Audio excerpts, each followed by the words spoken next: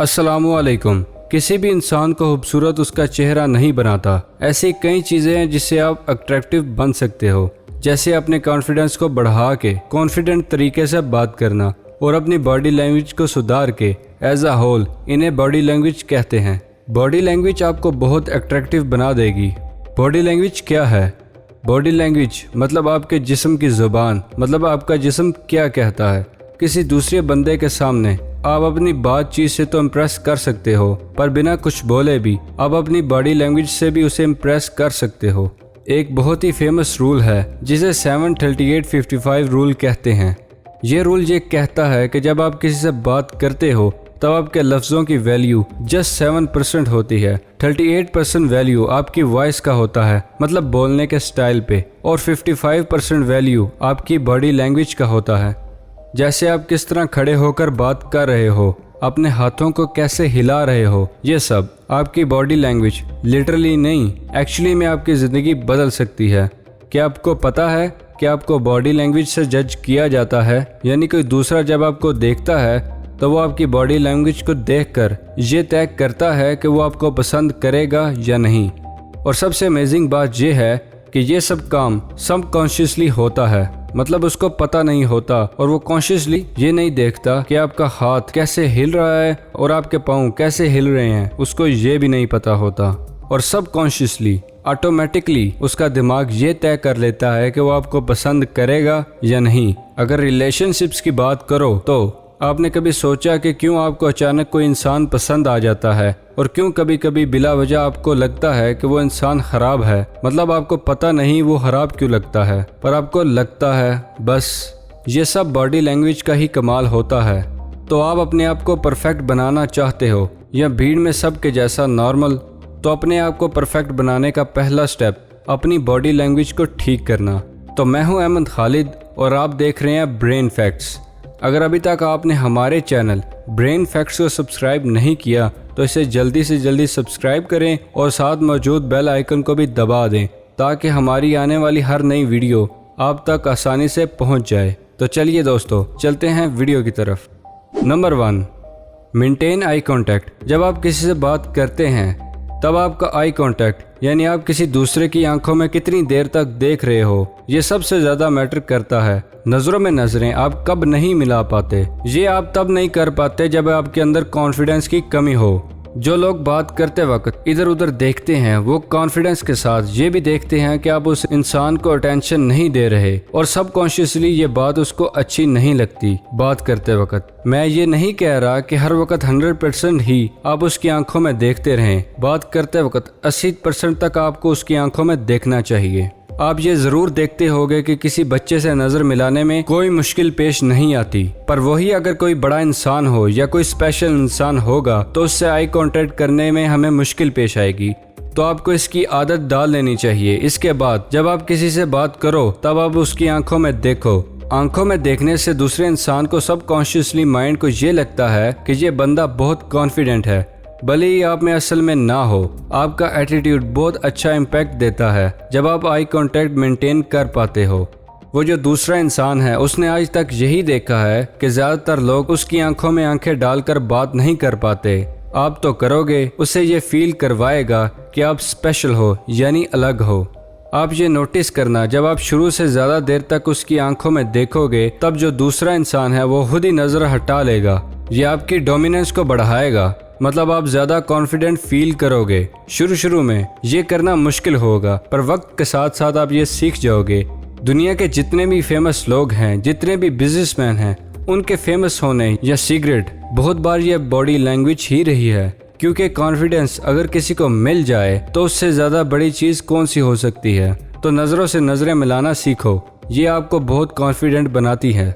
Number 2, your walking style. सबसे पहले तो आपको अपने चलने के स्टाइल पर ध्यान देना चाहिए।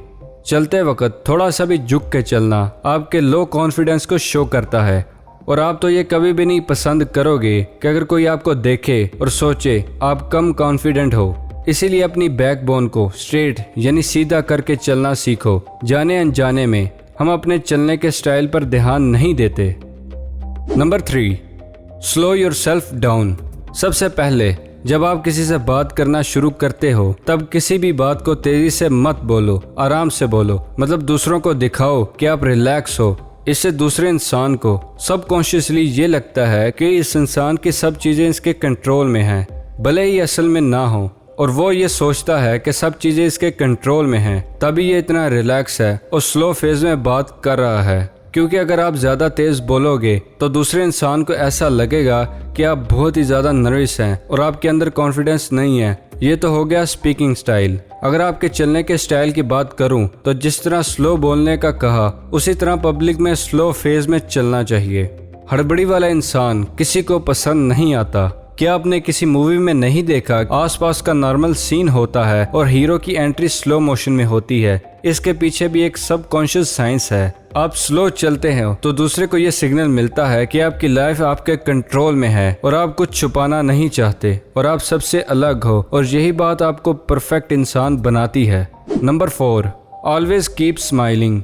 जब आप अपने फेस पे एक स्माइल रखते हैं तब और भी कॉन्फिडेंट नजर आते हैं। चाहे ही आपके अंदर कॉन्फिडेंस है या नहीं, उससे कोई मतलब नहीं, पर आप थोड़ी स्माइल फेस के साथ किसी से बात करेंगे तो उस दूसरे इंसान को सबकॉन्शियसली माइंड को ये लगेगा कि आप बहुत कॉन्फिडेंस इंसान हो, और उसे ये लगेगा कि आपकी ज़िंदगी सबसे अच्छी चल रही है, इसीलिए आप इतने खुश हैं। देखो, मैं आपके दिल की बात जानता हूँ। भले ही आप अपनी ज़िंदगी के इस फेस में अभी उतने खुश ना हो, पर दूसरों को अच्छा दिखाने में कौन सा पैसा लग रहा है? किसी के सामने अच्छा इंप्रेशन पाना इस दुनिया के सबसे अहम चीज़ों में से एक है, और अगर जस्ट स्माइल करना दूसरों पे इतना अच्छा इंप्रेशन डालता है तो इसमें बुराई क्या है? स्माइल ना करने से कौन सा आपको कोई फ़ायदा मिल रहा है? जब आपके साथ कुछ अच्छा नहीं हो रहा होता तो क्या आपके फेस पे स्माइल रहती है? यकीनन नहीं रहती। तो डर में जो एक्सप्रेशन होता है उसका उल्टा होता है स्माइलिंग।